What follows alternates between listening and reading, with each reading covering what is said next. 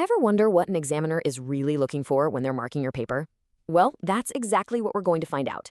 We are going to crack open a complete 17-mark GCSE Physics question to show you the hidden rules and techniques for grabbing every single mark.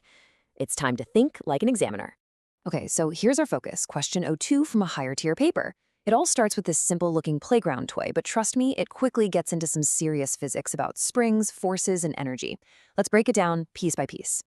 So here's our game plan. We'll start with a key definition, then tackle a big 6-mark method question before moving on to mastering a graph and calculating stored energy. This is all about building that perfect answer step by step. Now, this question follows a classic structure. It kicks off with something simple and then builds up to more complex calculations, tying different ideas together. So let's dive in at the very beginning. First up is a 2-mark definition.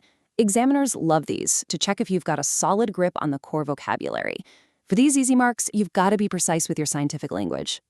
The question wants us to explain elastically deformed. Now notice it says 2 marks. That is a huge clue. It means you need to provide 2 distinct but linked points in your answer. So what are they?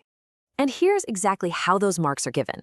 The first point is that the object will return to its original shape or length. Makes sense. But that's not enough on its own. The absolutely crucial second point is stating when this happens, when the force is removed. The examiner's notes actually say you can't get the second mark without the first. That's how closely linked they are.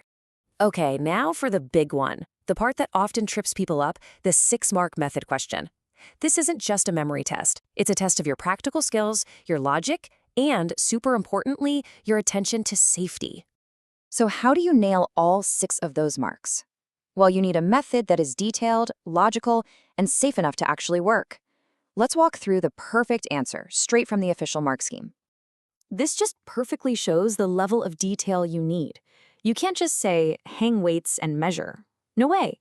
You have to specify the equipment, describe taking an initial and a final reading to calculate the extension, and explain that you repeat the process to get a good range of data. Every single one of these steps matters. And here's the detail that takes an answer from good to great, the risk assessment.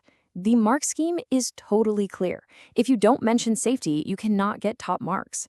You need to identify a hazard, state the risk, and give a specific precaution. It's such a simple thing to include, but it's absolutely essential. Okay, so we've described the experiment. Now let's look at the results. The next few questions are all about interpreting the data, which has been nicely plotted for us on a force extension graph. First up, a quick 1-mark question. This is just a check to see if you know the fundamental equation that links force, spring constant, and extension. You got it? The correct answer is force equals spring constant times extension, which you probably know as Hooke's law. Getting this right is the foundation for the very next calculation we have to do. Right, now we have to use the graph to calculate that spring constant. Since the equation is F equals K times E, and the graph plots force against extension, the spring constant K is simply the gradient of the line. So our first job is to pick a point to read from. Here's a little pro tip for you. Always try to use the largest values from a graph for your calculation. It just helps minimize the impact of any small reading errors. So let's use that final data point. A force of 5.00 newtons gives an extension of 0.125 meters. Next, we just rearrange Hooke's law to find K. That gives us K equals force divided by extension. Now we plug in our values. 5.00 divided by 0.125. Showing this working is exactly what gets you the marks. Punch that into your calculator and you get 40. But 40 what? Always remember the units. In this case, it's newtons per meter. Don't throw away an easy mark. Okay, another 2-mark question asking us to use the graph as evidence. What does directly proportional actually look like on a graph? There are 2 key features the examiner is looking for here. To get both marks, you have to state 2 things. First, that the line is straight. This proves the relationship is linear. And second, that the line passes through the origin. This confirms that 0 force gives you 0 extension. You need both of those points together to prove direct proportionality. All right, let's tackle the final part of the question. This is a 3-mark calculation. It involves a different spring, and it's asking for the elastic potential energy stored inside it. Now, what's the very first thing we do in any physics calculation? We check our units. Look, they've given the extension in centimeters, but the spring constant is in newtons per meter. That is a classic exam trap. So your very first mark is for correctly converting 20 centimeters to 0.20 meters. Now we can pick the right equation from the sheet. Elastic potential energy equals 0.5 times k times e squared. We just substitute our values in. 0.5 times 13 times our converted extension of 0.20, and don't forget to square it. And that gets us our final answer of 0.26 joules. The marks were for the conversion, the correct substitution into the formula, and then the final correct answer.